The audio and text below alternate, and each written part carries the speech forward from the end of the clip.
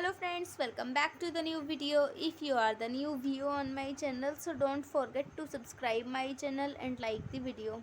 So today's video title is how to set default system ringtone in Oppo phone. So let us start our video.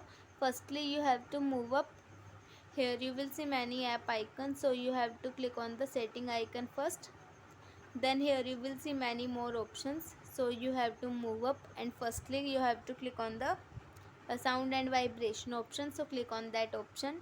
Now here you will see many options more, so you have to scroll up and click on the ringtone option.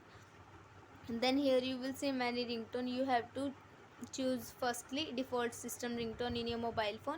Default system ringtone is called that ringtone when you purchase a new mobile phone, which ringtone is already set on you is which is already set on your mobile phone on incoming call is called the default system ringtone. Like that, in this mobile phone, that is called the default system ringtone, so click on that.